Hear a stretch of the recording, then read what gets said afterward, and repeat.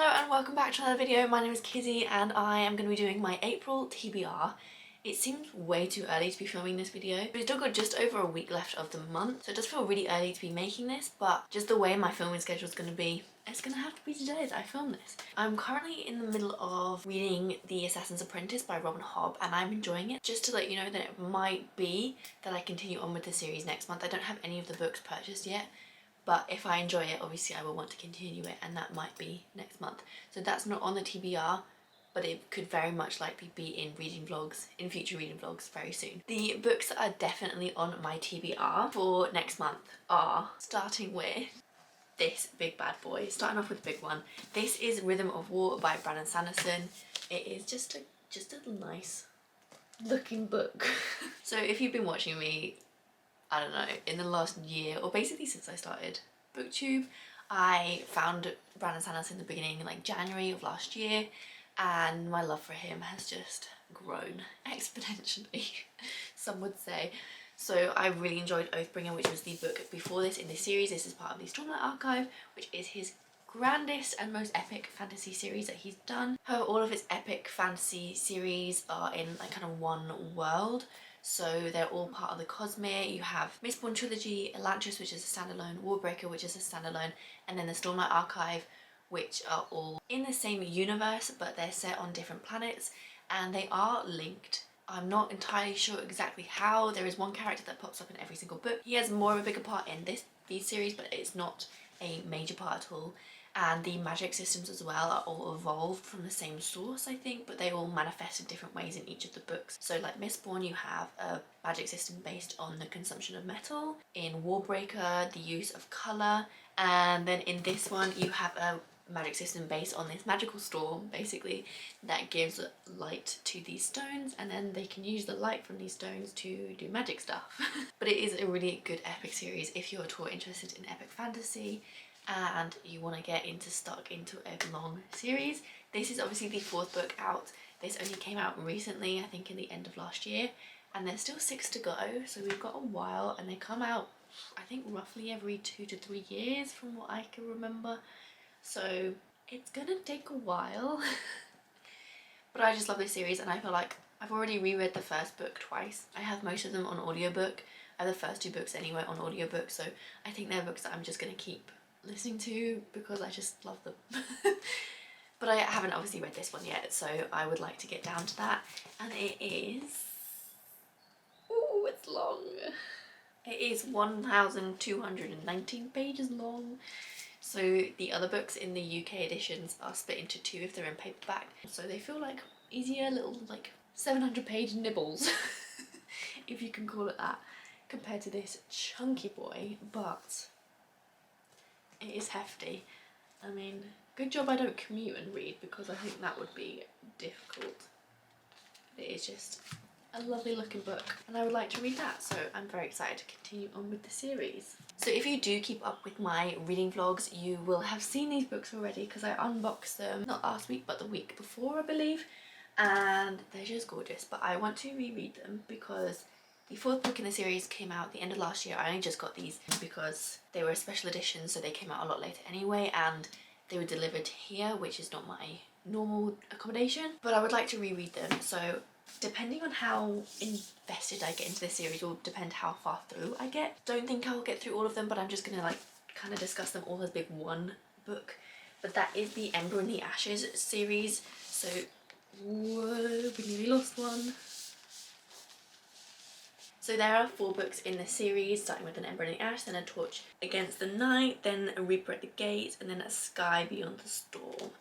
So Ember in the Ashes is the first book, and this follows a kind of Roman imperial inspired fantasy that has a lot of, I believe, Persian mythology into it as well. And we follow 2 characters, Lila and Elias. It's been so long. Elias and Leia, L-A-I-A. I don't know how you say that, but we follow these 2 characters on kind of opposing sides but not opposing sides. Leia's brother has been taken captive by the overruling imperial army that runs kind of like ancient Rome, you know. And he's been taken because they think that he's like treasonous and has gone against them in some way, and to get find him and try and get him back, she infiltrates the big, scary training camp for all the knights, and that's where she meets Elias, who is one of the knights training. And the way these knights work, they're called, I don't know if they're called masks or they have masks, but as they get trained they wear these masks, and the more that they train, the more they become part of this imperial kind of brutal like society. The masks meld to their face and become part of them, and they can't take it off. And we follow Elias, who is one of those masks people, but he's not sure if actually this is what he wants to do. And I think in the first one there is a game going on to decide something. I haven't read this in such a long time. The main reason I actually really want to reread the series is, one, clearly I can't remember very well, and I want to read the last book in the series. And two, this has always been in my mind my favourite, one of my favourite fantasy series of all time. It was only the second or third series I ever read that was fantasy, not obviously including Harry Potter and that kind of thing, but like I think I read Red Queen, Throne of Glass, and then An Ember in the Ashes. So it was very early on in my fantasy reading career. And I really want to still love it. So I'm hoping I do. We'll see. But I want to recommend, I still want to recommend this book to people to pick up and read. But at the moment I feel like I can't, because it's been so long since I read it that I'm not sure I trust my recommendation in it anymore. So that's another reason why I want to pick it up again. But also this is just like, it's just such a beautiful book. I love it. The next book I have on my TBR is one that is the last in a series, and I read the second book in the series just like a few days ago. It's in the vlog that just went up a few days ago. If you would like to check that out and see my thoughts as it's going, feel free to do that. And I really enjoyed the first book in the series. The first book in the series is 5th season. The next book is the Iblis Gate. And then the next book is The Stone Sky. And I really enjoyed the first book. It's like, she's so good at creating an atmosphere with her writing, and it's really hard hitting. Like, she deals with very difficult topics, just a lot of like quite harrowing topics that makes it a very heavy read, and she doesn't really let up with it very often. Like, there's no kind of drops of humour or anything, and it's just quite a constant kind of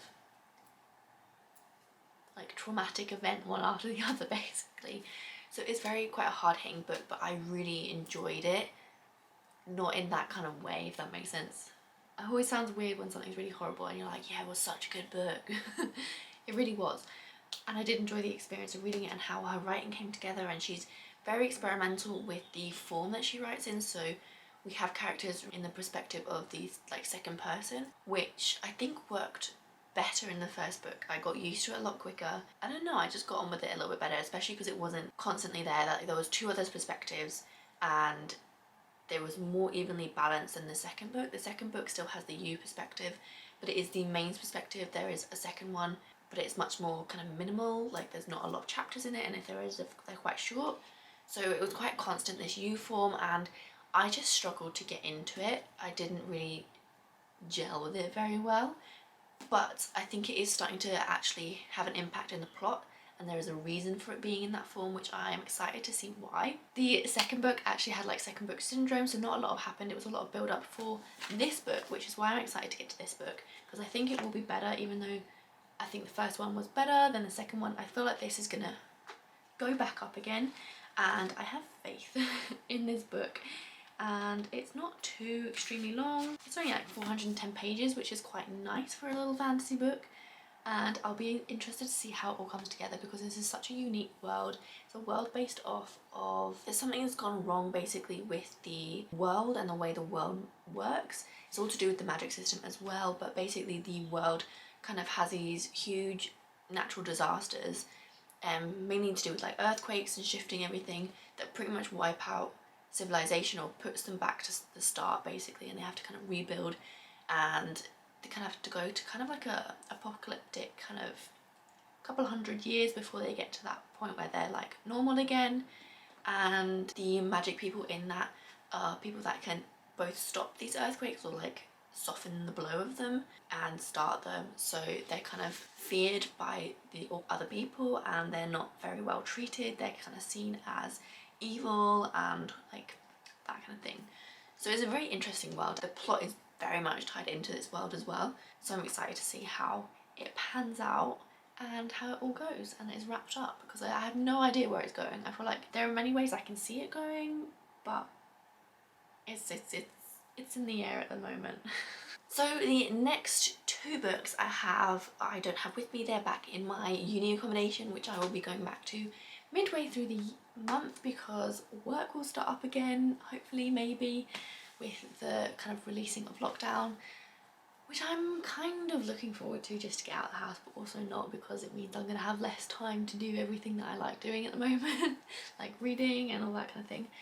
So we'll see. But the two books that I have kind of in my mind as what I would like to read, if I get through these, this is quite a lot. I don't know if I'll get through more than this, because Rhythm of War is huge. There's 4 books in a series and another series to end. And technically we've got Assassin's Apprentice possibly to continue as well. So maybe I will stop there. But I want to read so many books. I think I will stop there because that's a lot. The next book, shall we talk about Assassin's Apprentice a bit more? So Assassin's Apprentice follows this boy who is the bastard child of a prince who is in line for the throne of this world. And one day the story begins with his grandfather, who was like a fisherman, going out to the palace kind of gates and just saying, here's the boy, you take care of him, I'm not doing it anymore. He never actually meets his dad, and he gets taken in by his dad's like horse keeper, what are they called? I don't know. And he kind of trains him to like look after the horses. He's got a kind of affinity for horses and animals, and he kind of can feel their emotions, which we're not sure about. We're not sure if that's a good or a bad thing. And then eventually the king of the kingdom kind of realizes he's got, you know, this child is a unique position where he's kind of royal blood, but he's not recognized as royal blood, and decides to train him and teaches him kind of how to ride a horse, how to fight with a sword, and also how to be an assassin, because he can kind of be in these like this crossover where he can go to places that royal people can't go to and be assassin. That's basically where I've got to at the moment. I'm only like a fourth of the way through, but I'm enjoying it and I feel like it's gonna be good.